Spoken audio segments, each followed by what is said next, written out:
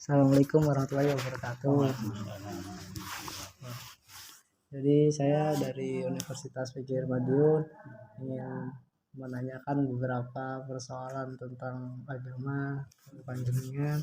Bapak dari saya sendiri Rahmadi Ramadan. Mesti Utomo. Saya Melinda, Pak. Saya Baranita Selviastri.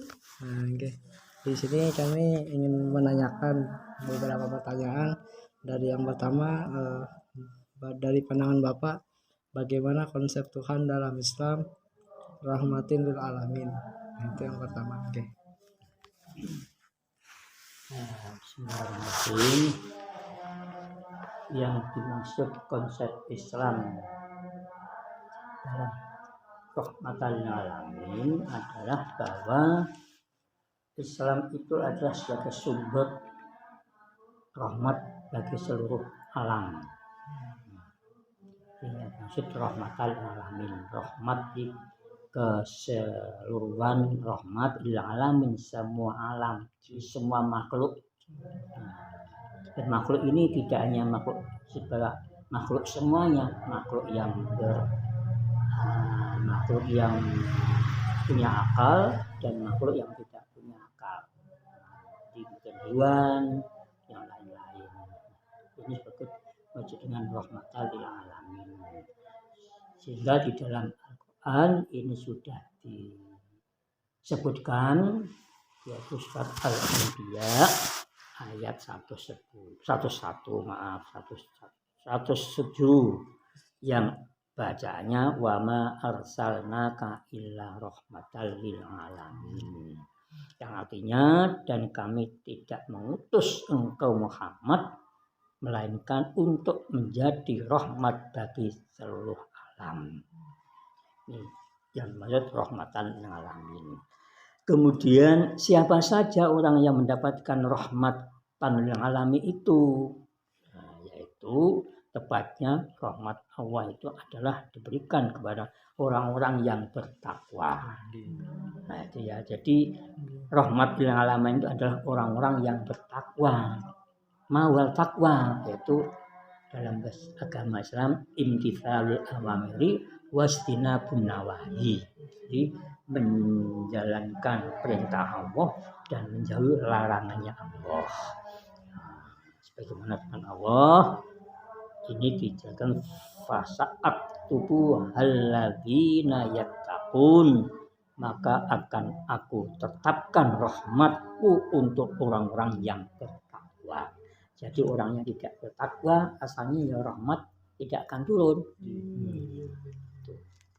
Kemudian ada lagi ciri-ciri Islam rahmatan lil alamin. Apa ciri-cirinya itu?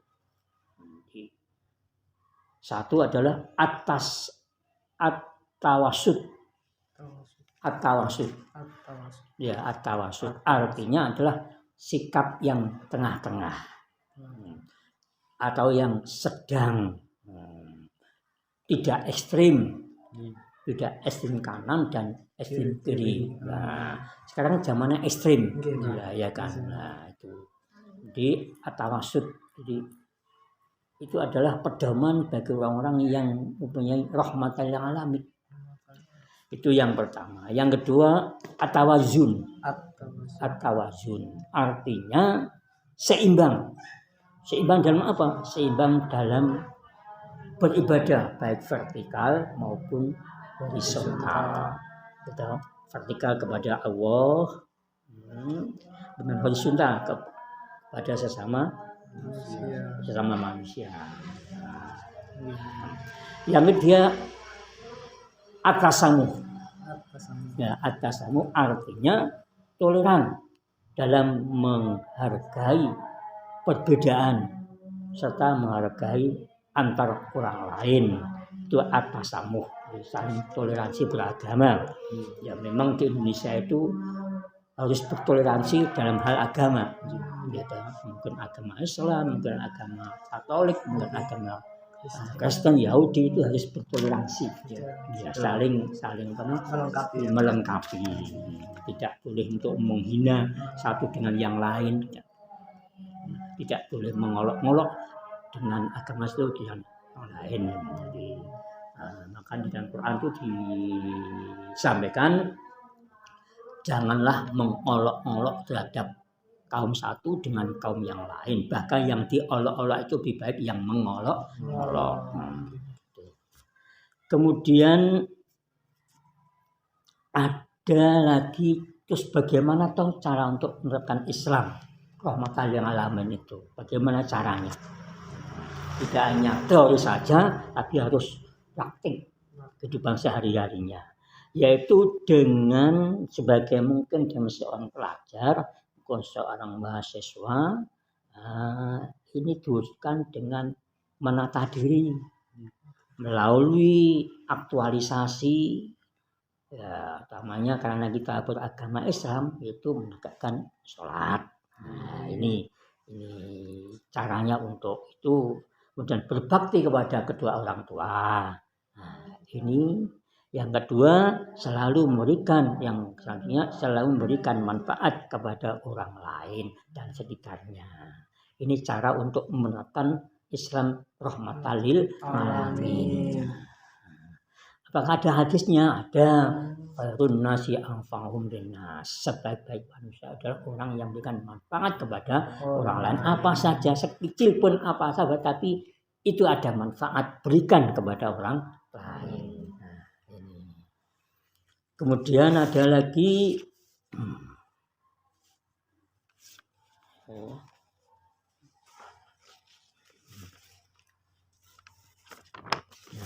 kemudian lagi kalau kita menyampaikan tentang Islam, tentunya apakah sumbernya Islam? Ya, Islam itu punya sumbernya. Ya, sumbernya yaitu pertama adalah Al-Quran. Ya, pedoman kita bagi orang-orang Islam. Yang kedua Al-Hadis. Al-Hadis itu adalah pelengkap apabila di dalam Quran tidak disebutkan. Misalnya itu tentang kita disuruh sholat. Aqimus sholat. Dirikanlah sholat. Bagaimana cara untuk sholatnya? Itu di dalam Al-Hadis. Rukuknya, sujudnya, bacaannya sholat, bacaannya rukuk, bacaannya sujud itu di dalam Al-Hadis. Yang ketiga adalah ijma'. Ya. Mahwa ijma', apa yang dekat? What the meaning ijma'? Ijma' itu adalah kesepakatan para ulama. Iya, kesepakatan para mujtahid. Ya, kesepakatan. Ya, jadi mengambil hukum di dalam Quran, hadis, dan disepakati. Yang keempat adalah qiyas. Ya. Analogi, mempersamakan. Ya, misalnya begini, di dalam Al-Quran itu yang diharamkan makan dagingnya adalah babi, ya kan? Babi. Nah, itu bagi orang Islam tidak boleh, haram. Kemudian dikiaskan, dianalogikan. Apa itu? Anjing. Nah, anjing itu namanya kias. Nah, karena lazatnya atau nilainya itu sama dengan babi. Itu bagi yang nyusawu, bagi yang nadhin, bagi yang ahli sunnah wal jamaah, NU katakanlah ya. Nah, NU itu ya diharamkan. Bagi yang bukan NU, mungkin ya tidak diharamkan, boleh. Nah, boleh. Nah, kenapa? Karena tidak memakai kias. Bagi yang Nahdlatul Ulama, NU itu pakai kias, menyamakan. Yang menyamakan. Jadi jenisnya, jisimnya itu sama dengan babi. Nah, itu. Hanya ada sekarang itu banyak sate anjing, ada kan? Gitu. Ada kan sate anjing. Banyak, Pak. Ya banyak. Brengkesan anjing. Ada kan? Nah, itu bagi yang bukan nahin, dia makan biasa, tapi banyak nahin tetap najis. Bagaimana cara untuk menghilangkan apabila kita kena jilatan anjing, ya itu harus dibasuh 7 kali, salah satu 7 kali dicampur dengan debu. Loh kok debu sekarang sudah modern kok tetap debu? Iya, itu Imam Syafi'i untuk menghilangkan najisnya anjing itu dicampur dengan debu kemudian dibasuh sampai 6 kali. Kenapa? Debu itu juga ada rekatnya untuk membersihkan dengan bekas jilatan anjing itu. Nah, kemudian sudah saya sebut. Monggo. Terus selanjutnya Pak, jadi di dalam Islam diajarkan toleransi, tapi di Indonesia sendiri masih banyak konflik antar suku beragama. Bagaimana pendapatan Bapak tentang hal tersebut? Ya, memang di Indonesia itu beragam. Ya, beragam. Artinya orang yang punya paham begini, orang yang paham begini, orang yang punya paham yang lain. Ya ini memang terjadi konflik. Ya, nah, itu diantaranya menurut saya kurang memahami antara ajarannya masing-masing. Kurang memahami ajaran masing-masing yang pertama, yang kedua karena nafsu ya. Jadi innan nafsala ammatum bisu. Jadi nafsu itu senangnya untuk mengajak kepada kemungkaran, bisu, perbuatan yang jelek. Ya. Karena didasari dengan itu akibat terjadi konflik. Ya. Sehingga itu yang kedua. Yang ketiga, ada kemasukan dari pihak ketiga. Nah, itu pasti itu. Ada pihak ketiga mesti masuk. Kalau sudah masuk, apalagi zaman sekarang sudah teknologi atau yang lain tuh wis tak bayari. Lah itu kan wis tak bayari. Berapa wis kamu maju. Contohnya seperti hasutan dan fitnah. Iya. Ada sing timbul fitnah. Padahal fitnah itu lebih kejam dari pembunuhan. Al-fitnah itu asyaddu minal qatl.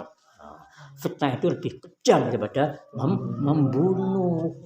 Membunuh satu selesai, tapi fitnah sampai kemana-mana, lewat mulut akibatnya jadi konflik. Apalagi nyun sewu ini 2024 sudah akan menginjak tahun politik. Ini tahun politik luar biasa, makanya saya itu diajak untuk kesini wis. Ora gak sepirani tapi jadi fitnah. Kan itu? Ya. Terus ada lagi. Selanjutnya itu bagaimana tanggapan Bapak jikalau ada hal yang menyimpang dari akhlak Islam dalam perkembangan budaya dan saintek? Itu yang kedua katanya memang akhlak itu penting. Gitu. Rasulullah itu menanyakan akhlak itu mulai dari zaman jahiliyah. Gitu. Innama bu'itsu liutammima makarimal akhlak. Sesungguhnya saya diutus oleh Allah untuk menyempurnakan akhlak. Akhlak. Jadi jangan akhlakul karimah. Terus bagaimana kalau ada orang yang menyimpang dari budaya ini? Lihat dari budayanya. Budaya yang Islami atau budaya yang tidak Islami. Misalnya budaya yang tidak Islami, minum-minuman, itu budaya yang tidak Islami. Itu juga bukan akhlakul karimah, tapi akhlakul akhlakul mahmud. Jadi bagi saya tidak pas, menyimpang, tetap menyimpang akhlakul mahmud tetap ibadah itu perlu dibenahi. Kalau di desa itu lewat Karang Taruna, mungkin lewat pengajian. Saya zaman di pengajian saya kawatir mempan. Iya dah, kawatir mempan sekarang tuh pengajian. Iya kan. Tapi nek ayo anek kai gerutu. Padahal itu termasuk di dalamnya akhlakul mahmudah. Ya boleh budaya, boleh ala, misalnya ala sekarang zamannya orang duwe gawe ada ini. Tapi jangan sampai dimasuki dengan akhlakul madmumah. Nah, sekarang banyak sekali itu. Jadi ben rame dariku ben akeh. Ya, dariku ben akeh ben rame wis tak cepaki apa minuman botol ini. Lah ini perlu sekali diberantas, apalagi sebagai kaum pemuda harus bisa memberantas dengan akhlakul madmumah ini. Sehingga kalau ada akhlakul madmumah masuk, pribadi saya tidak pas mungguhnya saya. Menolak kerasnya. Ya, harus menolak, bukan kerasnya, bukan, harus secara evolusi. Alon-alon. Rasulullah dakwahnya tidak secara terang-terang, tapi harus dengan sembunyi. Bahkan Rasulullah itu juga ikut di dalamnya untuk dalam orang yang minuman, tapi dia tidak minuman. Sehingga kalau sudah selesai diberi suatu pemasukan, pencerahan kok ini loh, begini akibatnya ini. Contohnya mabuk itu akibat merusak dirinya sendiri, merusak organ tubuh dalam tubuhnya itu enggak pas. Nah, akibatnya secara fasda bima tu'maru wa atil anil musyrikin. Fasda wis terang. Apa? Sudah begitu ada orang yang mapan. Itu mungkin. Baik, untuk pertanyaan selanjutnya, apakah masjid diperbolehkan menjadi pusat kegiatan sosial untuk masyarakat sekitar dan umat Islam? Dan kalau boleh pun contohnya apa? Masjid itu ada tempat ibadah, masjid itu tempat sujud. Ada yang mengatakan musola, tempat untuk sholat. Kalau uang Sumatera itu surau, ya. Kalau orang Sumatera surau. Nah, di sini bolehkah menjadi pusat untuk kegiatan sosial? Ya, justru itu yang dikehendaki.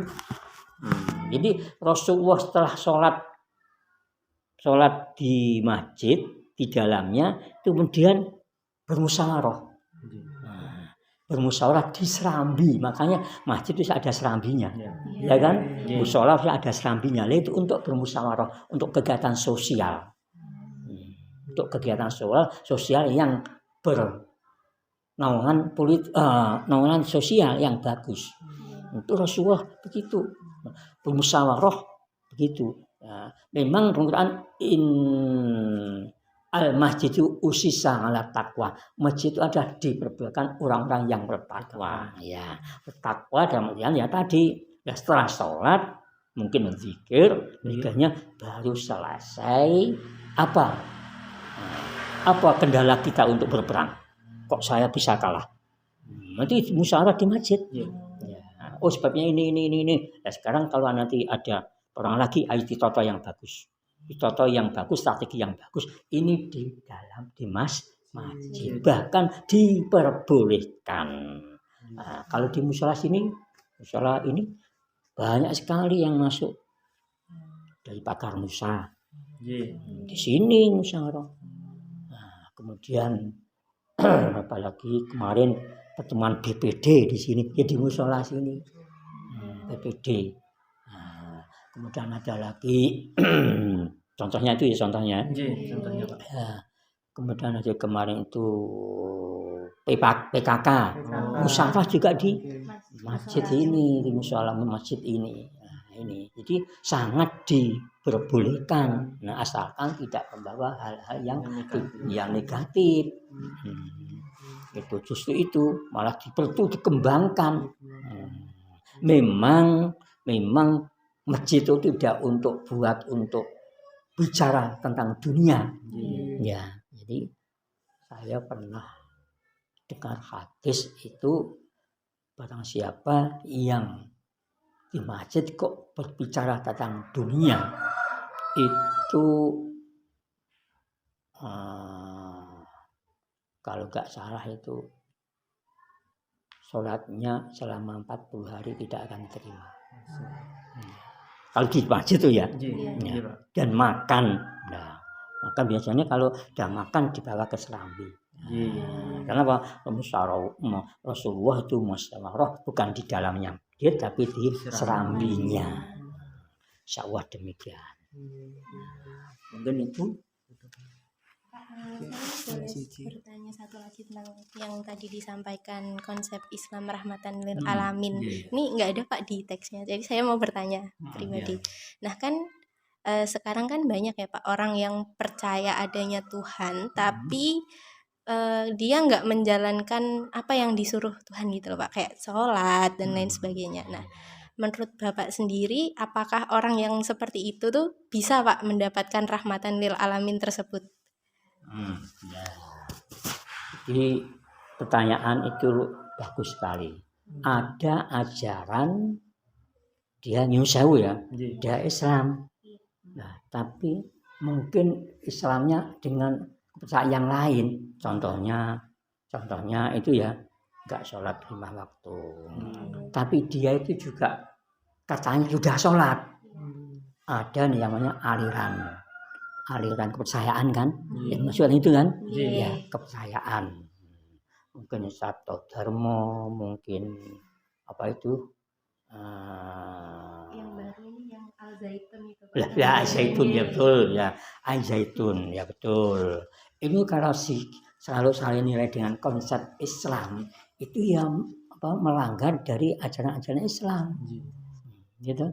Melanggar dari ajaran Islam, Al-Qur'annya juga dilanggar, hadisnya juga dilanggar, ijma'nya secara ulama juga melanggar, apalagi kiasnya melanggar. Itu kalau pendapat saya itu ya tidak dibenarkan, apalagi dengan negara kita, ya dengan negara kita tidak dibenarkan pemahaman saya.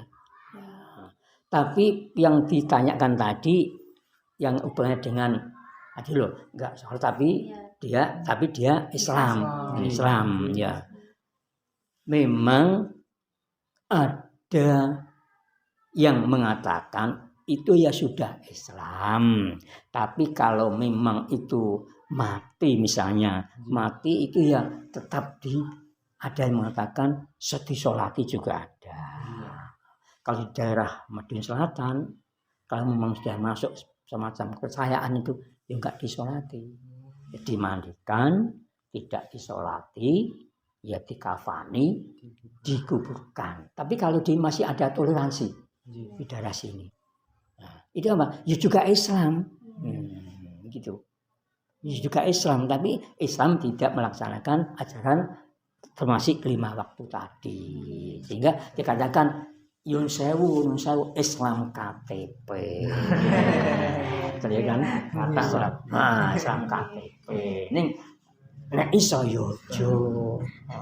Soalnya pengertian takwa tadi ya menjalankan perintahnya dan menjauhi larangannya. Perintahnya apa? Bagaimana Islam ya sholat. Mau sholat sini gak suwi. Suwi iki ora wirine.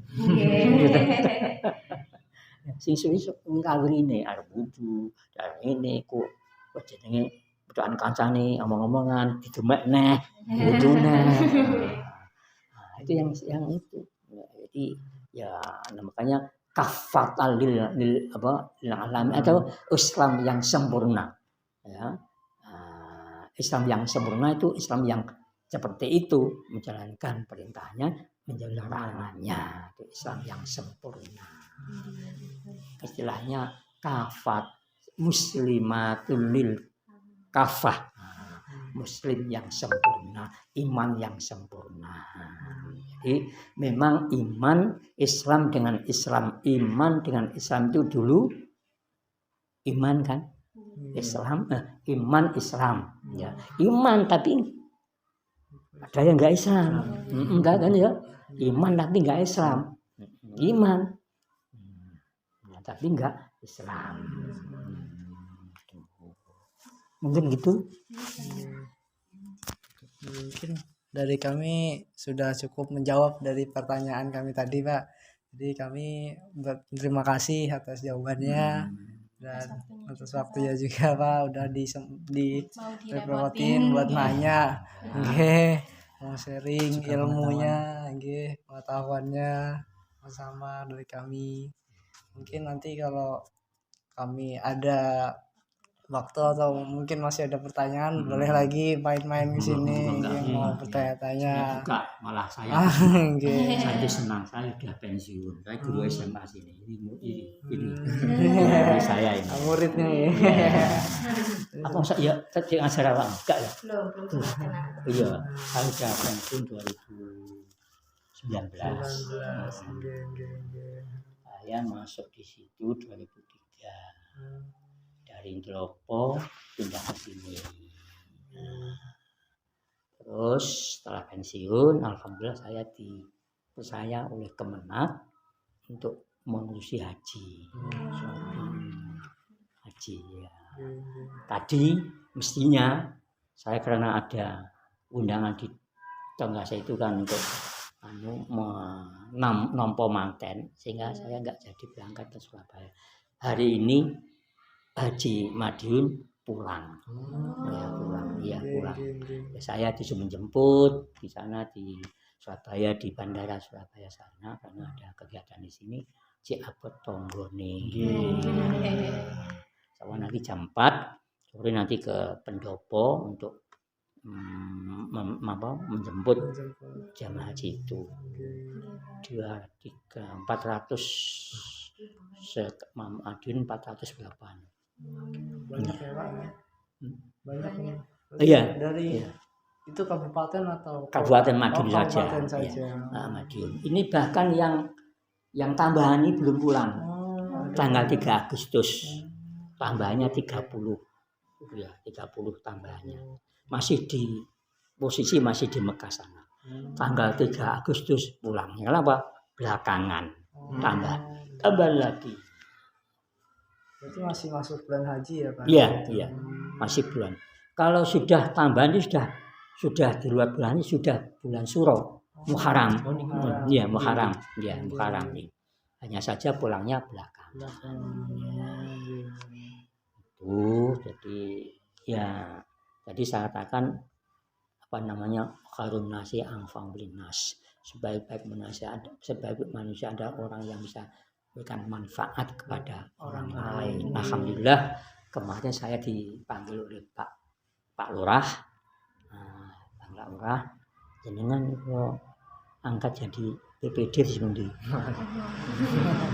Loh, PPD. Sehingga PAW pengganti antar waktu, karena yang satunya itu mundurkan diri, saya dipanggil. Terus apa Pak Lurah kok saya dipanggil? Jenengan dari unsur agama. Saya masukkan PPD. Nah, ini salah satu antaranya memanfaatkan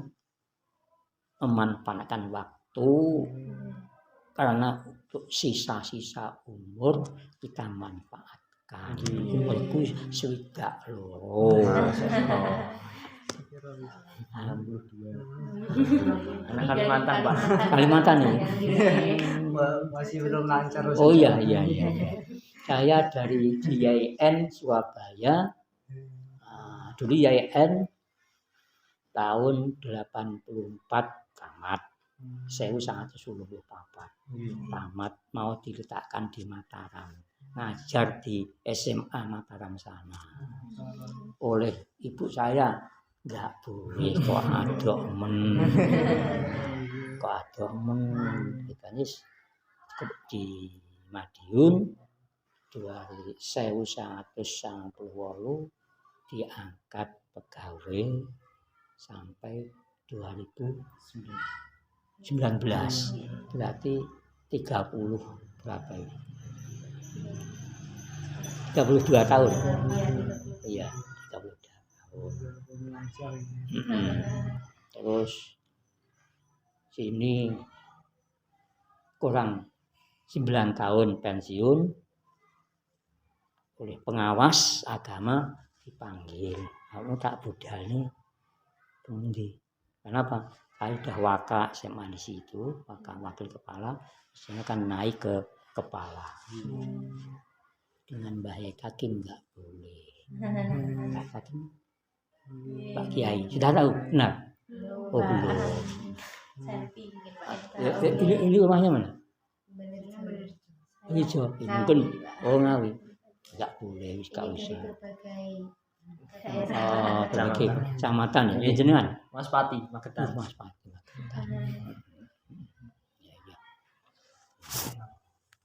Ya, semampu saya hanya demikian.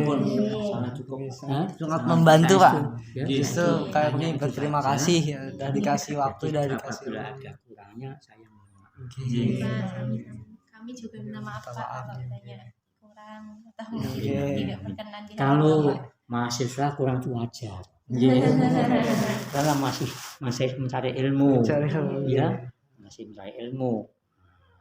Kalau saya ini kekurangannya wis golek piye. Wis butuh iki. Makasih ya Pak, sebenarnya atas waktunya sama ilmunya tadi yang udah Bapak berikan. Semoga bisa kami amalkan dengan ilmu yang bisa diberikan. Semoga manfaat. Oke. Yang penting manfaatnya. Amin. Karena manfaat saya tidak dapat pahala, penjenengan juga dapat pahala. Amin. Karena manfaat. Makanya jadikanlah manusia yang bermanfaat. Betul itu. Kalau dia manusia yang bermanfaat, insya Allah rezeki golek dhewe. Betul, rezeki golek dhewe. Bukan wong golek rezeki, tapi rezeki golek wong. Ya betul rezekiku. Jadi itu filsafatnya orang-orang dulu itu. Rezeki bukan golek wong, tapi rezeki golek wong. Digolek kaya apa nek dudu bagiane wujud to. Iya toh? Iya toh? Nah, tapi ora digolek apa tapi kan kita usaha, ikhtiar, tapi ndelale teko karepe dhewe. Insyaallah nanti saya 2024 juga akan ke Makkah, doakan. Amin. Semoga Insyaallah Sehat sama sebagai tugas pembimbing. Matur suwun nggih Nggih, Pak. nggih. Kula karo teman-teman pamit nggih Pak. Moga-moga tenang kathah. Ya Allah, tinggurnya iki. Terima kasih nggih Pak. Terima kasih banyak Pak.